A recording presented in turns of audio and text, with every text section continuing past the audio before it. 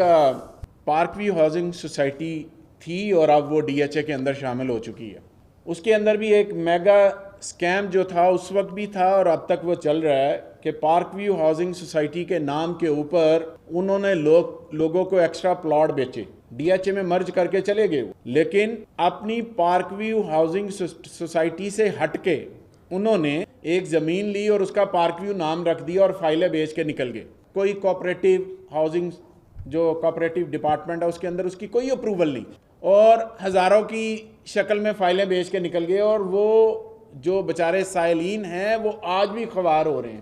آل دو کہ کچھ کو ڈی ایچ اے فیز 7 کے اندر اکاموڈیٹ کیا گیا, لیکن یہ کیونکہ پارک ویو کے نام پہ بیچا گیا تھا اور پارک ویو کا جو مالک ہے اس کے نام کا آپ کو پتا ہے, اس کا نام علیم خان ہے.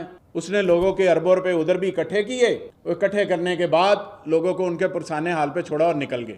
اس کے ساتھ ساتھ وہ صرف یہاں پہ نہیں رکا, لاہور میں مختلف جگہ پر اس کے قبضے ہیں. یہ جو بڑی بڑی گاڑیوں میں بڑے بڑے جہازوں میں غریب آدمی کو متاثر کرنے کے لیے پھرتے ہیں, ان کے اپنے معاملات اس طرح کے. ڈی ایچ اے کے اندر ایک نیشنل سکول ہے برکی روڈ کے اوپر, ڈی ایچ اے نہیں ہے, برکی روڈ کے اوپر. اس نیشنل سکول کی زمین جو اندر ڈالی ہے وہ بھی قبضے پہ ہے, اور شاہد بٹ صاحب ہیں ادھر. وہ پچھلے 2 سالوں سے اوورسیز پاکستانی ہیں اور 2 سالوں سے رولا ڈال رہے ہیں. عدالت سے اسٹے لیا, اس اسٹے کے باوجود اس کی زمین چھوڑنے کو تیار نہیں ہے. اس وقت جب انہوں نے شکایت کی تو فیڈرل لیول سے کسی کا فون آیا کہ جناب اس کو نہیں چھیڑنا. اس وقت پنجاب کے اندر ان کی حکومت تھی. انہوں نے تو ایسا بھی کیا ہے, ہمارے ایک دوست ہیں انہیں کوئی زمین چاہیے تھی, خواجہ سعد رفیق صاحب میری بات کی ضرور تصدیق کریں گے, علیم خان صاحب اور ان کے بہنوئی نے ان کو زمین بیچی. یہ ثبوت کے ساتھ بات کر رہا ہوں, بغیر ثبوت کے بات نہیں کروں گا.